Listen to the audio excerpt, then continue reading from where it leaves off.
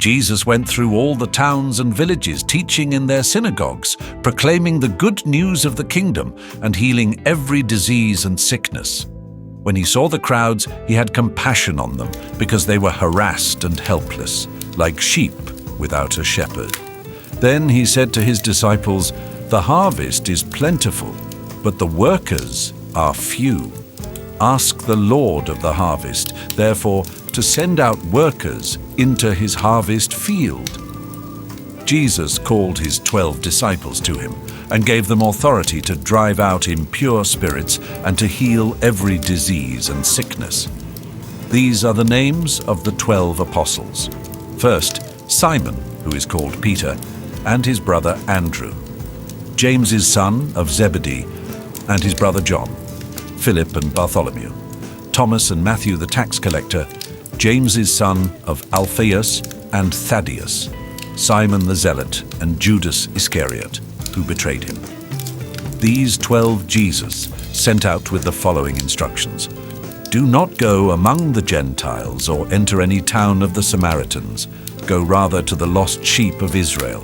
As you go, proclaim this message: the kingdom of heaven has come near. Heal the sick, raise the dead, cleanse those who have leprosy, drive out demons. Freely you have received, freely give."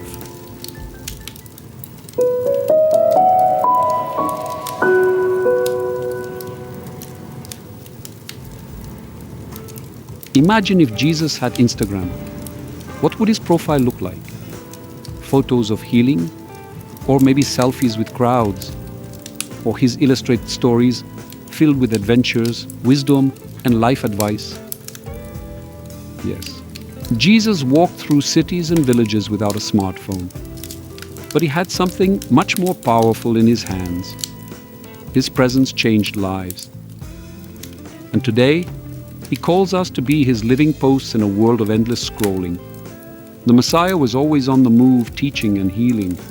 Imagine what that must have looked like. Jesus says, "Be healed."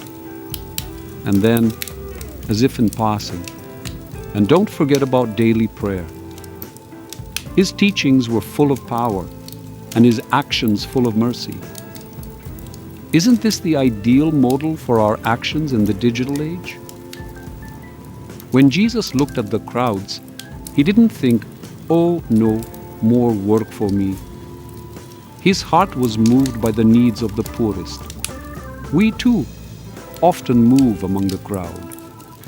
Do we then look at others through the lens of Instagram or through Jesus' lens of love? Ask therefore the Lord of the harvest. This is not just a simple recommendation. It's as if Jesus is saying, "Hey, we need more good people. Are you listening? More. Even more. Let something bigger happen than just Netflix premieres." Remember the story of the prophet Balaam. Who are you? A donkey, a prophet, or a contemporary disciple of Christ? Jesus gave his disciples power. Can you imagine that?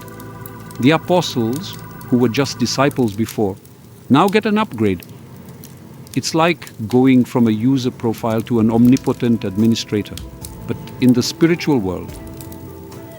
Jesus says, "Go to the lost sheep of the house of Israel." It's as if he's saying, leave those sheep you already have in your circle of friends and go look for those that are lost. In today's world, where likes, tweets, and shares count, Jesus calls us to something more ambitious, to authentic service which goes beyond the screen of our phone and laptop. We are called to action, to be his hands, feet, and mouth, to share his love, even if we don't get a like for it. Today, with a smile and joy, let's embrace our mission. Be like Jesus in the digital world. Be true, living posts of his love. And remember, if Jesus had Instagram, he would surely like your actions. May God bless you and make straight all your paths. And may your phone charge with evangelical impulses.